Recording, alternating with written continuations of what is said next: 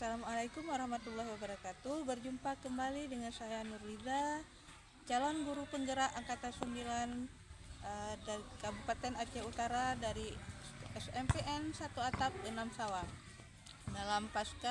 Dalam percakapan pasca observasi.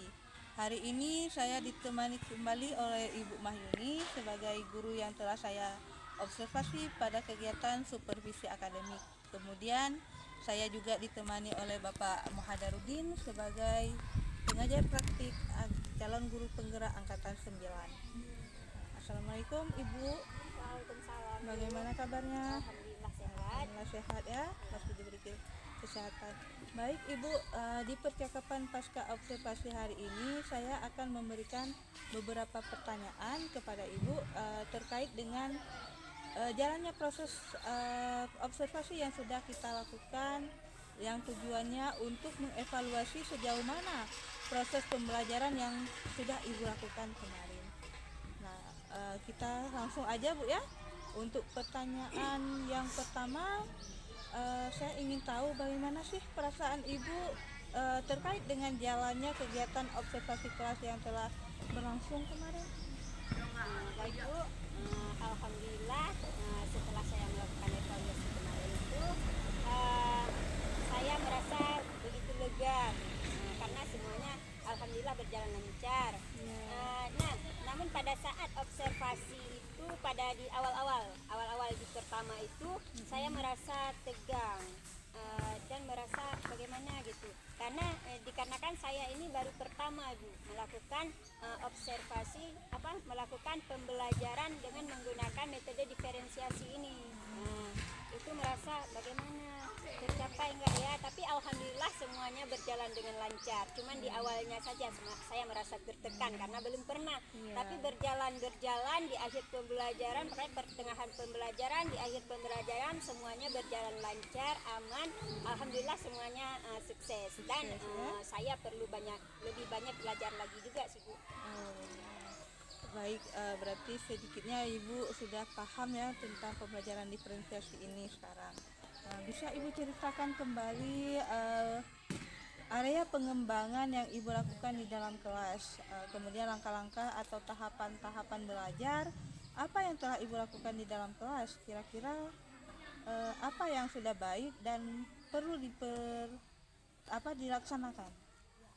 Kalau ditanya langkah-langkahnya Bu ya, sebelumnya saya mempersiapkan EPP dulu, perangkat pembelajaran ya, supaya lebih mudah. Kemudian selanjutnya saya melihat untuk area pengetahuan sana, area pengetahuan dan area keterampilan.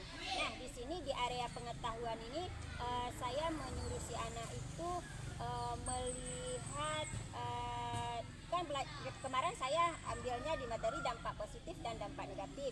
Nah, si anak saya suruh cari di sekeliling mereka, tempat tinggal mereka, dampak positif dan dampak negatif yang mereka dapatkan itu apa saja. Nah, itu di area pengetahuan. Sedangkan di area keterampilan, si anak lebih saya suruh menggambar seperti peta. Bisa mereka ambil salah satu negara, terserah mereka. Itu mereka mau ambil negara Australia atau bahkan Indonesia juga bisa. Tapi di dalamnya itu mereka harus menyebutkan apa saja dampak positif dan dampak negatif dari globalisasi yang ada di negara yang mereka gambarkan tersebut itu. Nah, alhamdulillah saya telah melaksanakan pembelajaran diferensiasi di mana saya melakukan asesmen diagnostik. Nah, karena yang tujuan saya di sini untuk mengetahui bakat dan minat siswa itu kemana. Karena ada minat si anak itu yang lebih mengarah ke audiovisual. Kenapa? Karena mereka itu tertarik pada gambar-gambar atau visual-visual karena saya sering memprint gambar. Lebih banyak si anak ada juga yang tertarik sama gambar itu. Kemudian ada juga yang lebih ke auditory. Kenapa? Karena mereka lebih senang menerima seperti ini. Saya menjelaskan ataupun bisa juga saya membawa laptop, kan mereka nonton. Ada juga yang sebagian ke situ, dan ada yang sebagian lagi itu si anak itu sangat aktif ya, kita bilang ke sana kemari Nggak itu bisa lebih diam, Bu, ya? cenderung ke kinesti. Nah, saya udah tahu si anak ini tujuannya kemana, lebih memantapkan dia belajarnya kemana. Jadi saya bikin kelompok Ibu, seperti itu yang saya siapkan. Berarti Ibu telah menerapkan anak-anak ini Ibu bagi berdasarkan gaya belajarnya. Ada yang visual, auditori, dan kinestetik yang nggak bisa diam tadi Bu ya. Ya bagus sekali. Berarti Ibu telah menggali gaya belajar anak-anak itu. Nah, baik, berarti area pengembangan yang Ibu sampaikan tadi berkaitan dengan kognitif anak dan juga psikomotor anak ya Bu, terkait pengetahuan dan keterampilan mereka. Nah, menurut Ibu, sejauh mana area pengembangan yang sudah Ibu sampaikan tadi? Apakah sudah berhasil dilakukan di dalam kelas yang Ibu pimpin, atau perlu, atau belum maksimal? Menurut saya Bu ya, Ya. menurut saya alhamdulillah sudah berjalan dengan baik. Nah, namun masih ada kekurangan. Di sini kan kita belajar diferensiasi. Di sini ada konten, nah, kemudian ada proses dan juga ada produk. Nah, di konten dan proses itu si anak-anak itu udah lebih aktif, lebih semangat dia. Tapi di segi produk itu ada gimana? Bukannya nggak aktif, bukannya nggak semangat, tapi lebih kurang daripada yang konten sama yang proses tadi. Di segi produk ini itu yang menurut saya itu harus perlu waktu dan pembinaan lagi. Berarti dalam pembelajaran diferensiasi ini untuk bagian proses dan kontennya anak-anak sudah lebih paham dibandingkan produk Bu ya.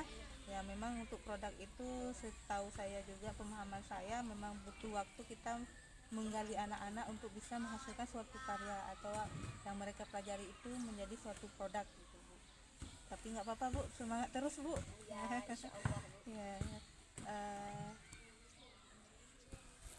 Ya. Baik, berarti pembelajaran diferensiasi ini sudah Ibu lakukan dengan baik dan berjalan dengan baik. Namun masih ada kekurangan begitu ya Bu. Nah, menurut Ibu apa sih kekurangan atau mungkin kendala-kendala, hambatan-hambatan yang Ibu hadapi pada saat melakukan proses pembelajaran diferensiasi ini di dalam kelas? Kalau dibilang kendalanya itu Bu, kendala itu selalu ada. Tapi kendala ini ya Bu, saya rasa tidak cuma hanya saya yang merasakan, tapi bahkan guru-guru lain juga pernah menceritakan bahwa mereka juga merasakan hal yang sama seperti saya. Baik Bu, berarti kekurangan atau hambatan ya Bu ya. Kalau ditanya kekurangan itu pasti ada, cuman tidak terlalu besar sih Bu hambatannya. Lagian hambatan itu tidak cuma saya saja yang merasakan Bu. Ada juga guru-guru lain yang menceritakan bahwa mereka itu juga merasakan hal yang sama seperti saya. Kenapa? Karena di sini ada beberapa siswa yang tidak ingin terlibat dalam kegiatan belajar tersebut. Nah, dengan begitu artinya siswa tersebut kurang aktif Bu. Seperti itu. Kurang aktif, baik. Berarti maksud Ibu di sini ada beberapa orang siswa itu yang kurang terlibat dalam pembelajaran ini ya Bu, atau dalam kelompok mereka. Mungkin hanya mengandalkan teman-temannya yang bisa diandalkan gitu ya Bu. Nah, untuk langkah-langkah selanjutnya apa yang akan Ibu lakukan untuk tahapan pembelajaran selanjutnya? Nah, kalau ditanya untuk langkah-langkah ya Bu, mungkin untuk pembelajaran selanjutnya saya akan lebih banyak persiapan. Misalnya saya banyak mempersiapkan bahan dari sumber-sumber, atau saya lebih banyak literasi begitu. Dan saya mungkin bisa mengambil cara-cara pembelajaran yang ada di YouTube. Saya nonton lebih banyak. Mungkin lebih itunya lagi, saya boleh minta tolong sama Bu Liza nanti ya, biar diajarin itu lebih bagus kan, lebih mantap, lebih kolaborasi Iya. nanti Bu. Biar lebih maksimal lagi gitu Bu. Nah, untuk saya aplikasikan supaya dengan saya belajar itu bisa saya mengaplikasikan kepada anak-anak begitu Bu. Baik Bu, seru sekali ini kayaknya makin pemahaman Bu Mayuni tentang pembelajaran diferensiasi ini. Bu Mayuni ingin menggali kembali gitu ya. Baik, berarti itu merupakan rencana Ibu ke depan ya. Pada saat nanti proses pembelajaran ke depan, Ibu nanti akan menyesuaikan dengan kenyamanan mereka, menggunakan gaya belajar masing-masing. Kemudian ada yang menggunakan gaya belajar visual, auditori, dan juga kinestetik yang seperti Ibu ceritakan tadi ya. Nah, untuk